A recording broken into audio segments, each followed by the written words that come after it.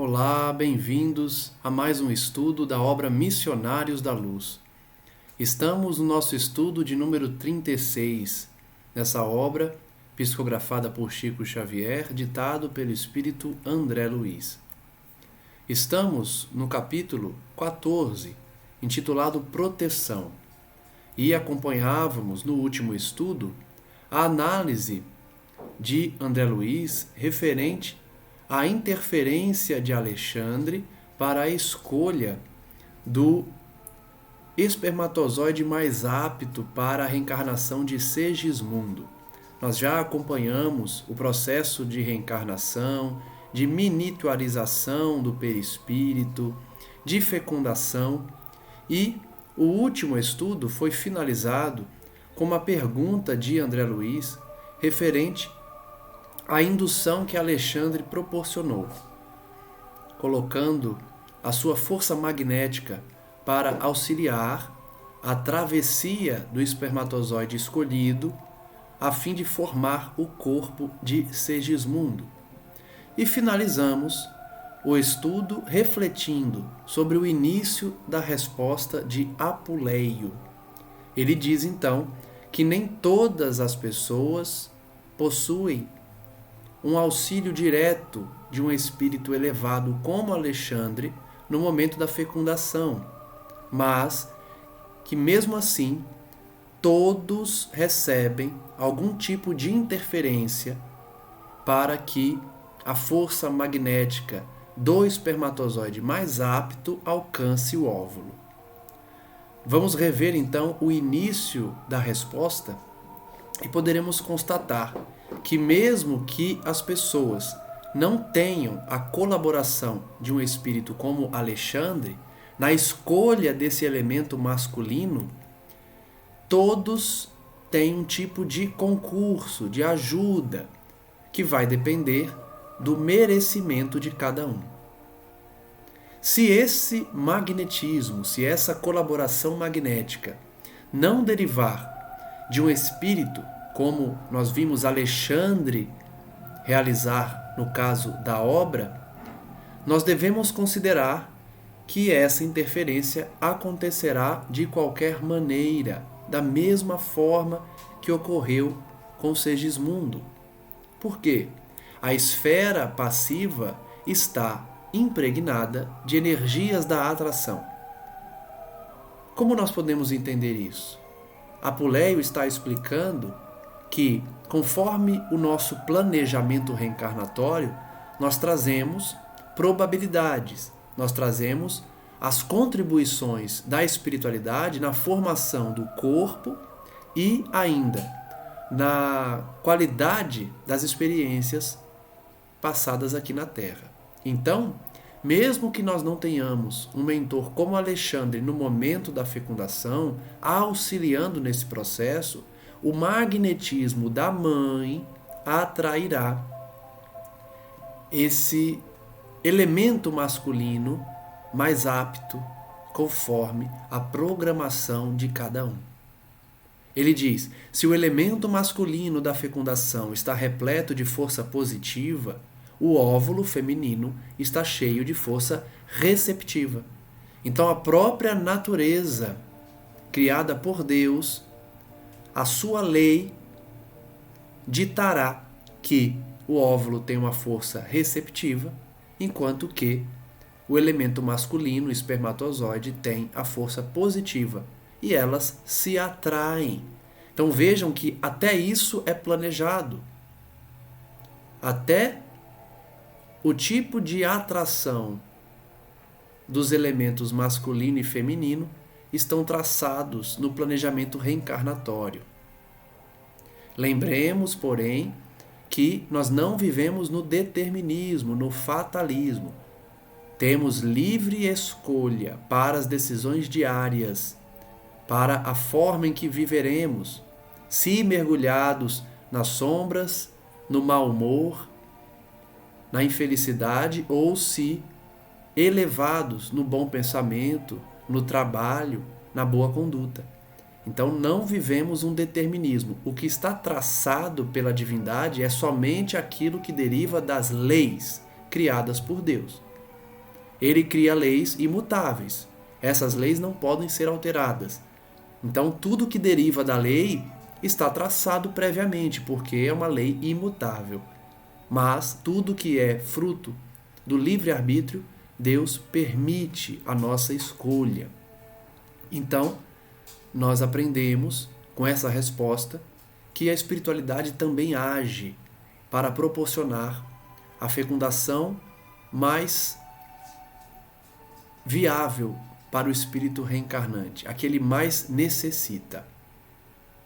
E se esse óvulo está imantado de energias desequilibrantes, naturalmente exercerá especial atração sobre o elemento que se aproxime da sua natureza intrínseca. Então, além de atrair o elemento masculino, se a mãe está desequilibrada, seja porque estimula mentalmente esse desequilíbrio, seja porque trouxe de outras encarnações os órgãos reprodutores feridos, né, não apropriados para uma saúde plena, ela também interferirá na atração desse espermatozoide. Em vista disso, meu amigo, a célula masculina que atinge o óvulo em primeiro lugar para fecundá-lo não é a mais apta em sentido de superioridade, mas em sentido de sintonia magnética. Olha que explicação. Ele está dizendo para a gente que, mesmo com a influência de Alexandre, não significa que o espermatozoide mais perfeito foi atraído para aquele óvulo. E quando não há um espírito superior interferindo, a atração magnética não atrai o mais perfeito, o mais apto em termos de superioridade, mas sim o mais apto para a experiência que o reencarnante necessita passar. Logo, se o reencarnante precisa de um corpo defeituoso, o óvulo atrairá um espermatozoide defeituoso.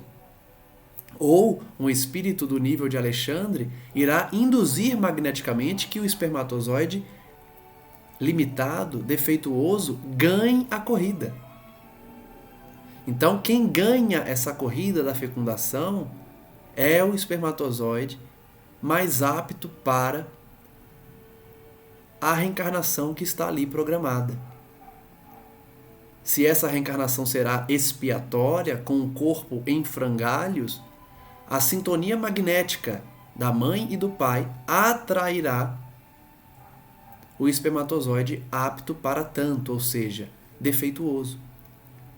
Se, ao contrário, o corpo deve nascer perfeito, porque assim está na programação, a sintonia magnética atrairá um espermatozoide mais apto nesse sentido, sem defeitos, sem limitações. Em todos os casos de fecundação para o mundo das formas, prevalece, portanto, a sintonia magnética. Essa lição serve para nos alertar também sobre a importância, mais uma vez, da sintonia, seja pelo pensamento, seja pela conduta, seja pelo magnetismo. Vejam a contribuição que os pais dão na formação também do corpo do feto. Se a sintonia magnética é uma sintonia de elevação, ainda que o reencarnante necessite de um corpo prejudicado, essa reencarnação se dará de uma forma sadia, equilibrada, sem sofrimentos desnecessários. Somente o sofrimento programado para a necessidade daquele espírito ocorrerão. Mas os sofrimentos derivados do desequilíbrio da energia dos pais podem ser evitados através da sintonia magnética, que atrai, portanto, o elemento que o reencarnante mais necessita. Esta é a lei, diz Apuleio, pela qual os geneticistas do globo são muitas vezes surpreendidos em suas observações, em face das mudanças inesperadas na estrutura de vários tipos dentro das mesmas espécies. Então vejam que Apuleio está nos ensinando que os geneticistas materialistas ficam surpreendidos quando percebem a variedade de estruturas na natureza, nos animais e também nos homens.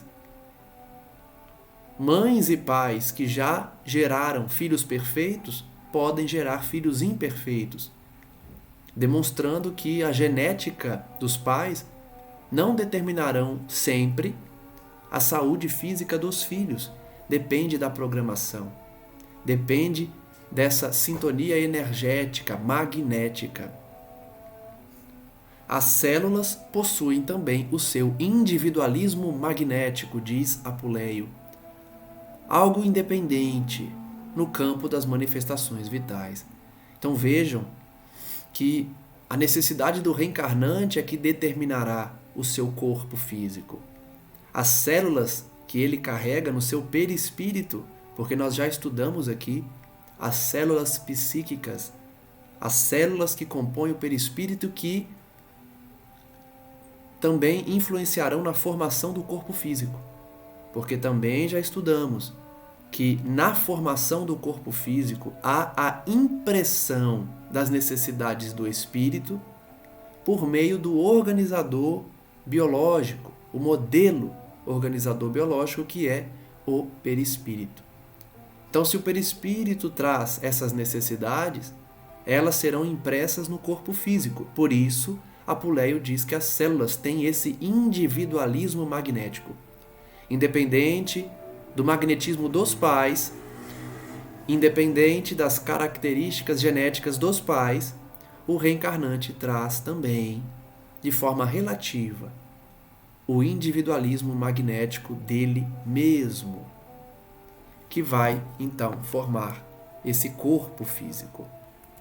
Nesse ponto, o diretor sorriu, prosseguindo.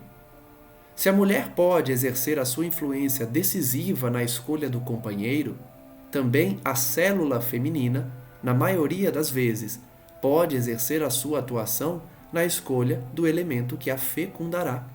Olha que comparação interessante. Ele diz: se a mulher pode escolher o seu parceiro aqui na Terra, o seu namorado, o seu marido, ela também escolhe o elemento que fecundará o óvulo.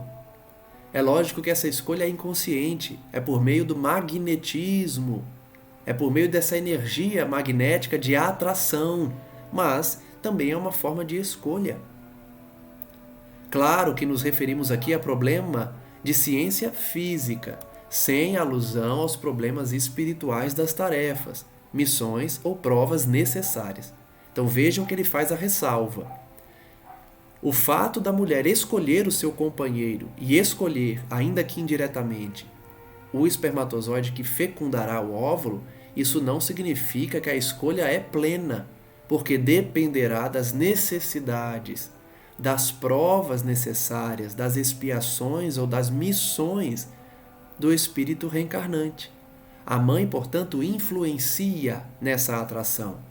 Mas o que determinará o corpo a ser utilizado pelo reencarnante é a programação espiritual, a sua missão, ou a sua expiação, ou a sua necessidade.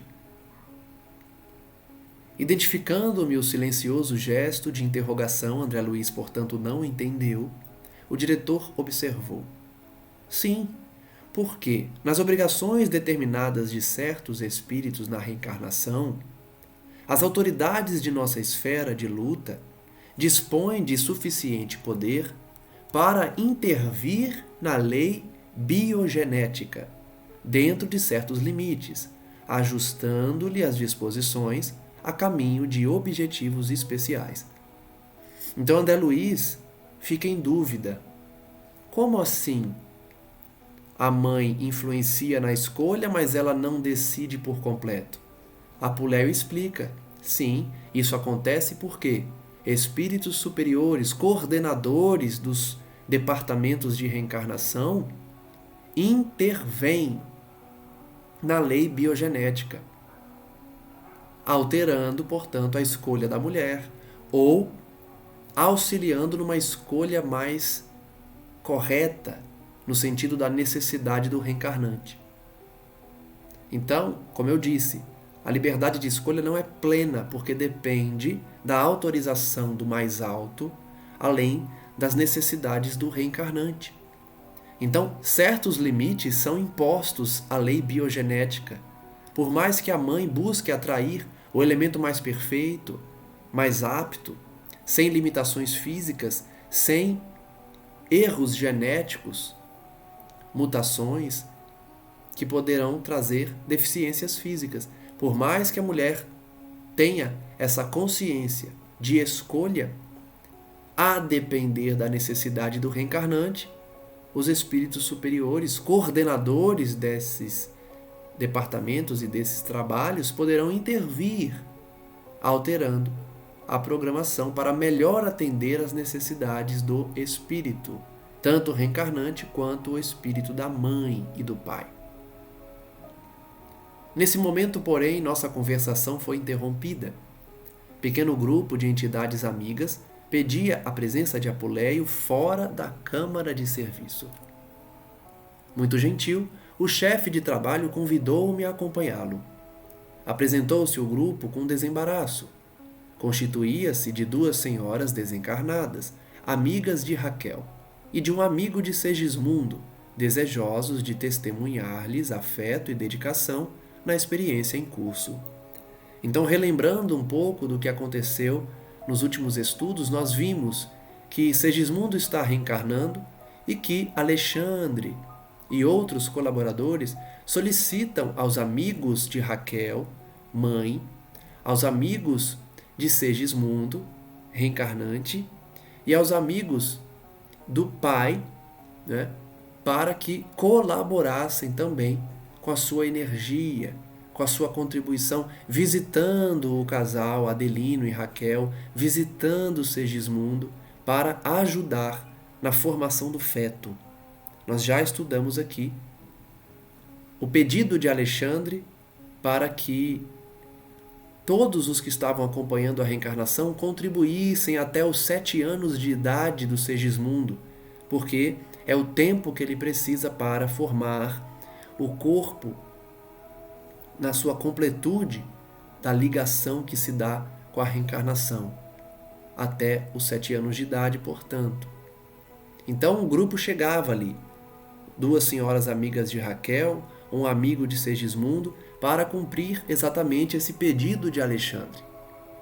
Vinham de nossa colônia espiritual em serviço de assistência a familiares detidos na crosta e pretendiam aproveitar a oportunidade para a visita carinhosa. O diretor ouviu-nos atencioso, bem-humorado, mas com imensa surpresa para mim observou: como responsáveis pela organização primordial do novo corpo de carne do nosso irmão Segismundo, agradecemos a atenção de todos, porém não podemos autorizar a visita a esta hora. Então, por mais que eles estivessem atendendo ao pedido de Alexandre, Apuleio não deixou que a visita acontecesse naquele momento. Por mais que eles fossem contribuintes, colaboradores para uma formação de harmonia do corpo de Segismundo. Vamos entender por que Apuleio não deixou eles visitarem o casal e o bebê. Estamos aproveitando o escasso tempo de harmonia relativa que a mente maternal nos oferece para delicados serviços de magnetização celular mais urgente. Então está explicado. Apuleio não deixou aquele grupo visitar Raquel, Adelino e Segismundo porque é um momento delicado da formação do feto. Então, eles iriam aproveitar que Raquel estava numa sintonia elevada para aplicar uma magnetização nas células do feto. Mais urgente, nas palavras de Apuleio, né? Ele precisava, então, de uma assistência mais técnica, de uma assistência mais elevada, que aqueles irmãos não poderiam dar naquele momento. E sorrindo afável acrescentou: depois do 21º dia, porém, quando o embrião atingir a configuração básica, nossos amigos podem ser visitados a qualquer hora, salientando-se que a esse tempo, ambos, mãe e filho, conseguirão ausentar-se do corpo com facilidade. Então vejam que o pedido de Alexandre seria atendido. Aqueles grupos visitariam Segismundo, Raquel, Adelino, ajudariam no processo reencarnatório, mas depois da 21ª semana. Por quê? O feto já estaria completamente ligado à mãe, sem mais riscos de alterações que interferissem na programação espiritual de Segismundo. Então, somente depois do 21º dia que as caravanas poderiam visitar aquela família. E ele explica porque, depois do 21º dia, tanto mãe quanto filho poderão desembaraçar-se do corpo físico em desdobramento para receber aquelas visitas. Por enquanto, o nosso amigo Segismundo não pode afastar-se, e a nossa irmã Raquel, ainda mesmo em estado de sono físico, é obrigada a permanecer junto de nós a pequena distância. Notem que interessante então se dá o início da reencarnação. O espírito que anima o feto não pode se desvencilhar dele, não pode se distanciar nas primeiras 21 semanas, e a mãe também. Apesar do sono físico, apesar de conseguir desdobrar-se pelo sono, ela não se distancia do corpo. Fica junto deles numa distância curta. Não há dúvida, replicou o cavalheiro de nossa esfera. Não desejamos perturbar o desenvolvimento do trabalho. Sabemos que Raquel ficaria muitíssimo comovida com o nosso abraço pessoal, comentou uma das senhoras. A alegria inesperada, de qualquer modo, é também um choque. Então eles compreenderam o pedido de Apuleio. Não queriam perturbar o processo reencarnatório, nem causar o choque, ainda que de afeto, a Raquel. É o que precisamos evitar, replicou Apuleio satisfeito. Desejo, todavia, fazer-lhe sentir que Segismundo necessita de amparo espiritual de todos nós. Então, por mais que ele tivesse proibido a visita daquele grupo, ele ressalta o que Alexandre já havia solicitado. Segismundo precisa da cooperação de todos. Todos precisavam ajudar aquele processo, cada um no seu momento e de acordo com a sua capacidade. Temos recomendação de notificar a todos os seus amigos quanto à presente reencarnação dele, a fim de que venham até aqui, quando lhe seja possível, não somente para beneficiá-lo com os valores do estímulo espiritual, senão também para colaborarem com as suas vibrações de simpatia na organização harmoniosa do feto. Olha que interessante. Já vimos aqui o pedido de Alexandre dessas visitas, mas Apuleio ressalta também que todos os amigos de Segismundo estavam sendo notificados. Estavam recebendo uma notificação, um alerta, um aviso de que Segismundo estava reencarnado e precisava de oração, de carinho, de visita. Então todos os amigos espirituais visitam os reencarnantes para dar força, estimular, coragem e orar, não é? Visitar mesmo, para que o feto se organize de forma harmoniosa. De novo, a gente reflete aqui, reflexiona sobre a interferência dos espíritos em nossas vidas, em momentos cruciais como o nascimento, como o retorno à carne física, a reencarnação. Os nossos amigos, aqueles que gostam de nós, que torcem por nós e estão no mundo espiritual, são convidados, são notificados para que venham visitar-nos no momento em que estamos vinculados às nossas mães, quando ainda fetos. Voltaremos na primeira oportunidade, exclamou uma das visitantes, que até ali se mantivera silenciosa. Precisamos colaborar em benefício de Raquel. E acentuou sorridente. Temos uma série de excursões espirituais para as próximas noites dela. Faremos tudo por oferecer-lhe um estado de alma confiante e feliz. Diversas amigas se encontram avisadas para esse fim. Olha que legal! As amigas de Raquel, do plano espiritual, já tinham feito toda a programação de passeios, de viagens com ela nas próximas semanas, nas próximas noites, né? Toda vez que a mãe Raquel dormisse, encontraria com suas amigas no plano espiritual para passeios, para visitas, para viagens astrais, a fim de que elas transmitissem a ela confiança, felicidade, alegria. Olha como eles nos amam, não é? Pois saibam todas as mães que quando há harmonia de vibração, serão todas visitadas pelas amigas, pelos parentes, durante a gravidez, para dar confiança, para dar alegria à mamãe. Muito bem, respondeu o diretor atencioso. Logo após, despediam-se os visitantes enquanto eu registrava mais uma preciosa lição do plano espiritual. Vamos ver que lição André Luiz colheu dessa vivência. A sós, de novo, Apuleio esclareceu-me bondoso.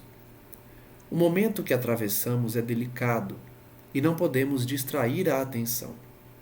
E noite a noite, penetrei na câmara de trabalho reencarnacionista, aprendendo e cooperando para melhor conhecer a generosidade dos benfeitores espirituais e a sabedoria de Deus, manifesta em todas as coisas. Apuleio então está dividindo com André Luiz o quanto ele aprendeu, visitando todos que estavam em processo de reencarnação, todos que traziam a necessidade de harmonização do feto. Depois da vesícula germinal, com a cooperação magnética dos construtores para cada célula, formaram-se os 3 folhetos blastodérmicos, aproveitando-se o molde que Raquel idealizara mentalmente para o futuro filhinho, que foi aplicado sobre o modelo vivo de Segismundo, em processo de nova reencarnação. Esse trecho é importante porque mostra como a mãe também influencia na formação do feto. Quando a vesícula germinal já estava ali formada, os construtores colaboraram magneticamente, formando 3 folhetos blastodérmicos, utilizando-se para isso um molde que a mãe idealizou mentalmente. Então vejam que a mãe, ainda que de forma inconsciente, também molda a estrutura para a harmonização do feto. É por isso que mães que não desejam os filhos, não desejam a reencarnação, a gravidez, ou são inimigas dos próprios filhos por conta de relações em outras vidas, interferem também na formação, podem causar muitas vezes abortos espontâneos ou atrapalhar a ligação que é feita do espírito com o corpo. Nós sabemos que isso é exceção, né? A grande maioria das mães tem um carinho pelos filhos ainda na barriga. E nós estamos aprendendo aqui como a mãe também influencia mentalmente para a harmonia do feto. O molde, então, construído mentalmente por Raquel, foi aplicado no modelo vivo de Segismundo. Por que modelo vivo? Porque ele já está reencarnado, ele já está ligado ao feto. Reparei que os trabalhos dos técnicos espirituais eram, em tudo, semelhantes aos serviços que acompanhara na sessão de materialização de desencarnados. Olha que comparação interessante André Luiz faz. O processo de reencarnação é comparável ao processo de materialização. O que acontece no processo de materialização? O espírito desencarnado se utiliza do ectoplasma e de outros elementos formados ali na sessão mediúnica de materialização para dar materialidade ao seu corpo perispirítico, ou seja, aparecer a todos os encarnados pela condensação, se podemos utilizar essa expressão, do seu perispírito. Então André Luiz diz que ele achou parecido, semelhante o processo reencarnatório com o fenômeno da materialização. Por quê? Toda a carga de informações do perispírito são transmitidas, né? Toda a carga é transmitida ao corpo físico. Então é como se materializasse o perispírito do reencarnante no corpo físico que ele recebeu pelo processo da fecundação. Tomava-se concurso do interessado, valia-se da colaboração de Raquel, que no caso tomava a função de médium, entre aspas, da vida. Mobilizavam-se amigos, utilizava-se de recursos magnéticos, requisitava-se o auxílio direto e positivo de Adelino, o futuro pai de Segismundo, como se requeria na sessão o concurso do orientador mediúnico. Então vejam que ele continua a comparação e é muito interessante. Além de comparar a reencarnação com o processo de materialização, André Luiz está identificando as funções tanto da reencarnação quanto da reunião mediúnica. Então, o espírito reencarnante, ele compara ao espírito que está se materializando na reunião. Depois ele compara a mãe com a médium da reunião de materialização. Os amigos que ajudam na formação do feto, ele compara com os presentes na reunião mediúnica, que também doam elementos psíquicos, mentais, para possibilitar a manifestação e, no caso da reencarnação, a formação harmônica do feto. O Adelino, que é o pai, no processo reencarnatório, ele compara ao orientador mediúnico, ou seja, ao mentor da sessão mediúnica que está ocorrendo o fenômeno da materialização, justamente numa interferência das forças passivas da intermediária, que é a médium, e nessa comparação é a mãe. Então vejam que André Luiz demonstra a similitude, a semelhança do processo reencarnatório com o fenômeno da materialização. Muito interessante essa comparação, para a gente enxergar mais facilmente e compreender como se dá o processo. De fato, a reencarnação nada mais é do que um espírito desencarnado se tornar material no plano físico. E o fenômeno da materialização é a mesma coisa. Um espírito desencarnado se torna visível no plano físico. Logicamente que não é a mesma coisa, é apenas semelhante. Por quê? O espírito materializado não se miniaturizou, não se tornou um bebê, né? Ele se materializa como se apresenta lá. Essa é a grande diferença. Mas, de fato, existem muitas semelhanças no processo. André Luiz utiliza essa comparação para nós compreendermos como os participantes da reunião mediúnica atuam também como os participantes da reencarnação, os amigos, os conhecidos, os parentes que visitam, que desejam o bem, que ajudam a mãe e o filho reencarnante. O símile era completo, diz André Luiz, apenas com a diferença de que nos trabalhos de materialização dos desencarnados gastavam-se algumas horas de preparação para um ressurgimento incompleto e transitório, ao passo que ali se gastariam 9 meses consecutivos para uma reencarnação tangível da alma, em caráter mais ou menos longo e definitivo. Então a grande diferença que André Luiz apontou não foi a diferença que eu apontei, né? Eu apontei como grande diferença o fato do espírito que se materializa não se tornar um feto, um bebê. E André Luiz aponta que a grande diferença é a demora do processo. O processo reencarnatório leva 9 meses. O processo de materialização de um espírito leva algumas horas. Mas também não deixa de ser distante essa diferença porque justamente leva mais tempo porque o espírito reencarnante se torna um feto, um bebê, e por isso precisa de um longo processo de adaptação. Com o transcurso dos dias, formava-se o novo corpo de Segismundo, célula a célula, dentro de um plano simples e inteligente. Prosseguindo nas observações metódicas, verifiquei que o folheto blastodérmico inferior, obedecendo às disposições do molde vivo, enrolava-se, apresentando os primórdios do tubo intestinal, ao passo que o folheto superior tomava o mesmo impulso de enrolamento, formando os tubos epidérmico e nervoso. Então vejam que essa linguagem médica, né, do blastodérmico, dos tubos descritos por André Luiz, é justamente aquele momento do feto se formando, desenvolvendo seus órgãos, as suas funções físicas.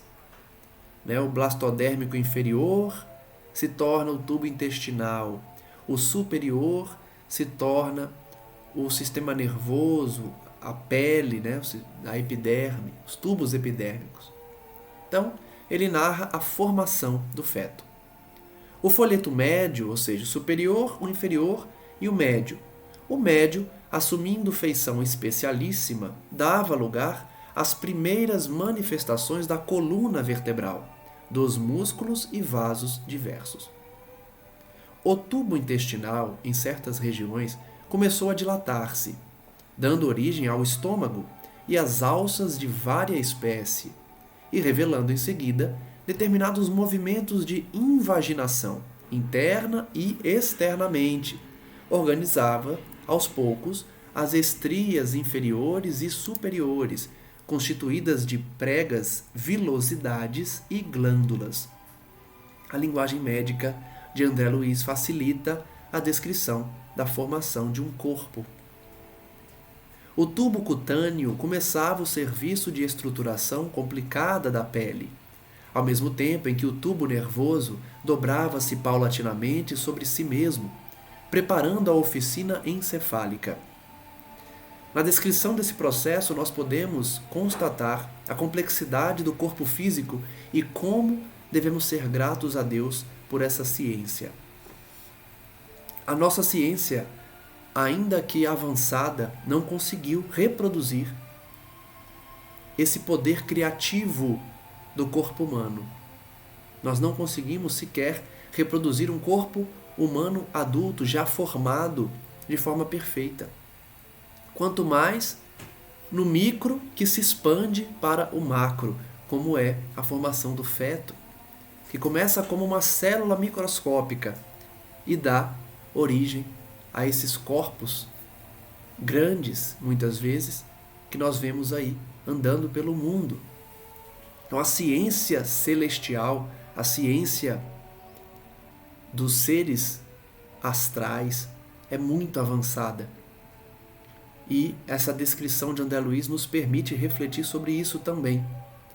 Que ciência perfeita é essa que permite, como se fosse uma informação num chip, ter tantos e tantos elementos que vão se expandindo e formando um corpo perfeito, vivo, biologicamente viável para permanecer na Terra por longos anos. Enquanto isso ocorria, as substâncias do folheto médio transformavam-se de modo surpreendente, e dia a dia eram para mim cada vez mais belas as lições que recebia. Observando então por que disposições maravilhosas segmenta-se o cordão axial em vértebras que abraçam o tubo nervoso na parte superior e o tubo intestinal na zona inferior. O serviço dos espíritos construtores, aliado à dedicação de Herculano, revelava ensinamentos sempre novos. Não seria possível descrever-lhes as minúcias de carinho na construção da nova morada carnal de Segismundo. E aqui eu faço um destaque. Vejam que André Luiz escolhe a palavra carinho. demonstrando que os espíritos superiores não são apenas técnicos. Eles não dominam apenas a ciência. Não são como os médicos muitas vezes na Terra, que desprezam o paciente e aplicam seu conhecimento sem qualquer carinho, sem qualquer afeto, muitas vezes de forma bruta, mal educada. André Luiz diz que os construtores e Herculano, que é um espírito coordenador, trabalham com carinho nos detalhes do corpo de Segismundo, demonstrando que são espíritos superiores, porque apenas espíritos superiores se colocam no lugar do outro, se dedicam com carinho às suas atividades, com dedicação. Tratavam então o corpinho do Segismundo com amor, com carinho, com dedicação. André Luiz ainda vai dizer, trabalhavam com zelo inexcedível. Zelo inexcedível, ou seja, dedicação sem fim. Sem se preocupar com cansaço, com tempo.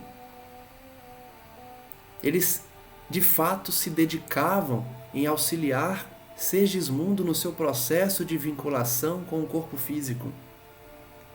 Além de usar a expressão carinho, ele usa dedicação, zelo, desenvolvendo vasto sistema de garantia das organizações celulares. Por vezes, nos pródromos da formação dos órgãos mais importantes, detinham-se em oração, suplicando as bênçãos de Jesus para a tarefa iniciada. Olha só, além de serem carinhosos, dedicados, bondosos, eles paravam o seu trabalho na hora de formar um órgão importante como o coração, pulmão. Paravam para orar a Jesus, pedindo bênçãos para o trabalho deles. Vejam que diferença. Que médico da Terra para o procedimento, ou então antes de começar uma cirurgia, suplica a Jesus que guie as suas mãos? Muitos médicos fazem hoje em dia, né? Mas é uma comparação interessante se fazer. Técnicos do mundo espiritual, responsáveis pela formação do corpo físico no processo reencarnatório, os chamados construtores, são carinhosos, zelosos, humildes, pedem o concurso de Jesus na formação dos órgãos mais importantes. Observei que sempre que isso acontecia, brilhantes luzes procedentes do alto derramavam-se pela câmara, incentivando-lhes a ação. Então Jesus responde, enviando luzes brilhantes que tomavam conta do quarto, da câmara em que estavam atuando os construtores. Imagine que cena bonita, não é? No trabalho dedicado de formação do feto, de desenvolvimento dos órgãos, os construtores param para orar, pedem a ajuda de Jesus diretamente e Jesus responde, enchendo o quarto de luzes brilhantes. O trabalho assumia características de verdadeira revelação divina, diz André Luiz. Para fixá-lo em particularidades, seria preciso esquecer a finalidade doutrinária de nossas singelas observações, resvalando para o campo da técnica, propriamente dita. Esforço descritivo esse que tem sido objeto de longas considerações dos tratadistas do assunto e que devem servir ao investigador de puras informações de ordem material nos setores da inteligência. André Luiz está explicando, portanto, que ele poderia, nessa obra, descrever tecnicamente aquele processo, mas ele não faz, porque o objetivo dessa obra é trazer o aspecto doutrinário, o aspecto do Evangelho do Cristo, o aspecto moral das vivências. Por quê? A questão técnica, a questão profissional, outros espíritos já estão se dedicando, que são os livros da ciência espírita. Livros que não são romances, não contam histórias propriamente ditas, mas sim ensinam as técnicas que existem no plano espiritual em relação ao espírito e ao mundo espiritual. A primeira célula da fecundação estava transformada em um verdadeiro mundo de organização ativa e sábia. Então, como já refleti aqui, né, essa ciência elevada, divina, ainda está muito distante para nós. Por quê? Transforma uma célula microscópica num verdadeiro mundo de organização ativa e sábia, que é a formação do corpo humano. O embrião revelava-se notavelmente desenvolvido. Na parte anterior, o tubo intestinal dava origem ao esôfago, enquanto que o intestino, com as suas disposições complexas, situava-se na região posterior. Internamente, fizera-se nele perfeito serviço de pregueamento, salientando-se que, na zona interior, se formavam pregas e vilosidades, e na parte exterior se organizavam saliências, que por sua vez, pouco a pouco, se convertiam em glândulas diversas. Então ele continua descrevendo a formação do corpo, especificamente ali na área intestinal, na área de glândulas, né? E das saliências responsáveis aí pela absorção dos alimentos. Prosseguia célere a formação dos vários departamentos cerebrais, a preparação das glândulas sudoríparas e sebáceas, os órgãos autônomos, os vasos sanguíneos, os músculos e ossos. No 20º dia de serviço, Apuleio mostrava-se muito satisfeito. Lembre-se que ele deu 21 dias de prazo para que as visitas começassem, as visitas dos amigos do casal e dos amigos de Segismundo. Então eles estavam no 20º dia. Informou-me de que o trabalho básico estava pronto. Alguns cooperadores poderiam mesmo afastar-se. Para a continuidade da tarefa, bastariam 2 deles, associados ao esforço contínuo de Herculano. Aqui então vale a reflexão mais uma vez de como o processo reencarnatório é complexo e quantos espíritos participam desse processo. Somente depois de 20 dias de um esforço contínuo e dedicado de vários colaboradores é que Apuleio permitia que grande parte deles continuassem as suas tarefas em outros lugares e permanecessem ali apenas 2. Por quê? O corpo já estava formado, o feto já estava harmonizado, então não era mais necessário que tantos trabalhadores estivessem ali dedicados. Vejam como eles se dedicam a nós, como eles se preocupam conosco na formação do nosso corpo. Estudando essa obra, a gente consegue perceber e entender o porquê o suicídio é tão grave, o porquê o descaso com o corpo físico é uma ofensa à lei divina. Porque olha o trabalho que eles têm para a nossa reencarnação. E aí, depois de todo esse processo, de todo esse auxílio, de toda essa dedicação que André Luiz descreveu aqui, nós simplesmente desistimos da vida e encerramos a nossa trajetória na Terra voluntariamente pelas portas do suicídio. Por isso, o suicídio é trazido como um crime terrível, o mais grave, senão, nas leis divinas, em ofensa a essas leis. Porque olha o processo reencarnatório como é recheado de dedicação dos espíritos. Somente depois de 20 dias é que grande parte do grupo poderia deixar o local, permanecendo 2, além de Herculano, num esforço contínuo de auxílio. Então, mesmo que Apuleio tivesse liberado os trabalhadores, ele manteve ali 2, além de Herculano, que não deixava o posto, trabalhava continuadamente. Então, com essas descrições, a gente consegue realmente entender por que a vida deve ser valorizada com tanto afinco, por que os espíritos não cansam de nos alertar que nós temos que cuidar do corpo, não podemos ser negligentes, nos colocando em situações de risco, em que nós poderemos desencarnar porque queremos praticar um esporte radical, porque queremos ir numa festa num bairro perigoso, frequentar o carnaval violento, festas violentas. Percebem os deveres que nascem quando a gente entende como a reencarnação dá trabalho para a espiritualidade. A gente já está na parte final, que é o momento do nascimento.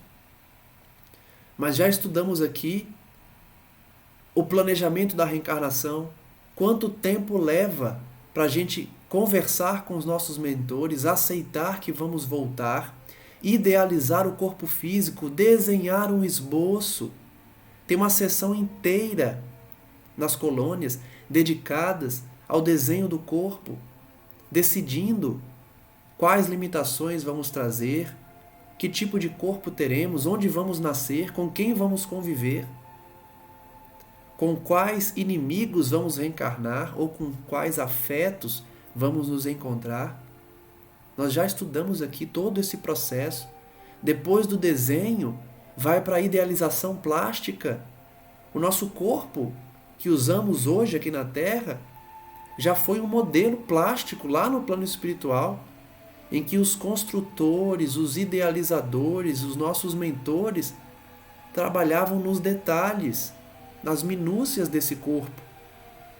E depois de todo esse processo, a gente se liga a esse feto, minituariza, envolve trabalhadores, envolve os pais, para possibilitar a reencarnação. Essa obra tem essa grande contribuição de mostrar para a gente como o processo é complexo, demorado e deve ser valorizado. Prossegue André Luiz, nesse dia, a futura forma física de Segismundo, acomodada no líquido amniótico, proporcionou-me a perfeita impressão de um peixe. Não faltavam para isto nem mesmo as reentrâncias branquiais que se revelavam no feto, com exatidão absoluta, falando-nos do serviço de recapitulação em curso e das reminiscências das velhas épocas de nossa passagem pelas correntes marinhas. Aqui eu relembro vocês daquela comparação que Apuleio fez, não sei se foi Apuleio ou se foi Alexandre, mas ele fala das nossas vivências do reino animal, que o feto no seu desenvolvimento é como se passasse de uma forma bem rápida por todos os reinos, porque a gente já traz esse aprendizado na formação do corpo físico, nos momentos em que ainda não éramos indivíduos, espíritos individualizados. Então André Luiz enxergava o processo, identificava ali as outras fases do reino animal. O alerta, portanto, fica para a valorização da vida, tanto em relação ao suicídio quanto ao aborto. Porque quando ele diz aqui que o feto está mergulhado no líquido amniótico, eu me recordei das mães que decidem abortar, dos médicos que aceitam praticar esse ato abominável de assassinato. Vejam quanto trabalho a espiritualidade tem para a gente aqui simplesmente decidir pela vida ou pela morte dos indivíduos. Não temos esse direito. Somos muito inferiores para decidir sobre a vida de alguém. Cabe somente a Deus, mas na nossa ignorância, na nossa imperfeição, nós queremos sempre ser deuses e com isso decidir quem reencarna ou quem não reencarna. Na noite do 21º dia, abriu-se a porta magnética da câmara de Raquel à visitação afetiva. Então, conforme planejado por Apuleio, em relação aos visitantes, a partir do 21º dia foi possibilitado essa contribuição, possibilitada essa visita. Finalizamos então o estudo de hoje, refletindo mais uma vez sobre a grandiosidade da vida, do processo reencarnatório, de como os nossos mentores nos amam, nos tratam com carinho, com dedicação, com zelo e afeto na formação do nosso corpinho físico, ainda feto, e como o desenvolvimento desse feto sofre a interferência da energia magnética da mãe, do pai, dos desencarnados que visitam, que oram, dos construtores e dos mentores responsáveis pela reencarnação. Agradeço a todos que nos acompanham, agora que retornamos aos estudos, e convido-os, como sempre, para amanhã prosseguirmos na análise dessa obra que tanto nos traz de ensinamento e reflexão. Peço então aos amigos espirituais presentes que possam nos envolver nessa energia, nesse envolvimento de reflexão e estudo, para que pratiquemos o que aprendemos aqui na nossa vivência diária, com os familiares, com os colegas de trabalho, com os transeuntes da via pública. Saibamos utilizar os ensinamentos do Cristo para a reforma interior, a reforma íntima, a supressão das paixões para transformá-las em virtudes, somente atingindo esse fim por meio da prática da caridade, por meio da ação em favor do outro e de nós mesmos, por meio do estudo, como fazemos aqui, das reflexões, da oração fundamental para mantermos essa sintonia com os amigos e principalmente com as atitudes, escolhendo oferecer outra face diante de uma ofensa, escolhendo ajudar alguém necessitado sem pensar em contribuições ou sem pensar no prejuízo financeiro de dar esmolas, ou de ajudar alguém a ter dignidade com uma profissão.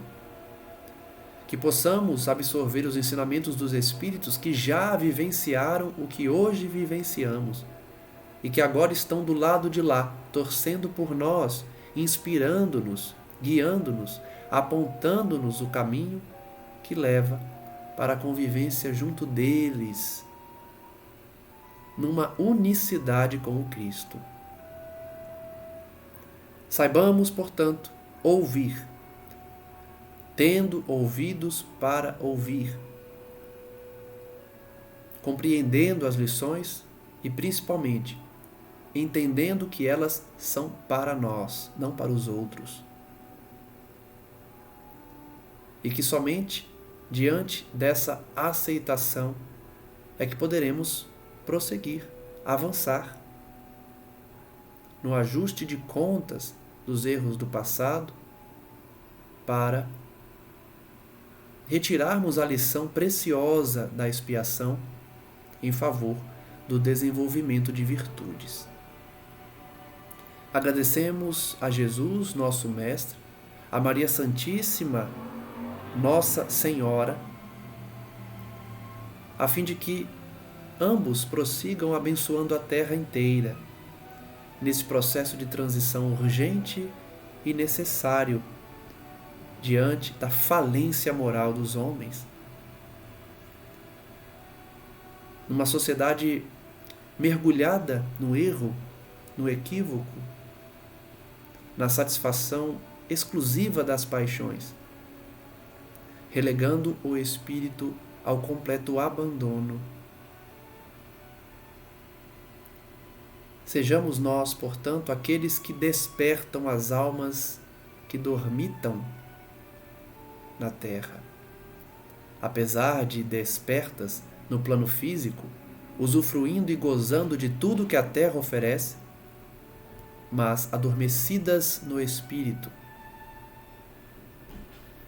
deixando que as virtudes e as características do espírito de bem não se manifestem nelas, mas sim somente o primitivismo e a busca incessante e contínua das satisfações e dos prazeres da carne.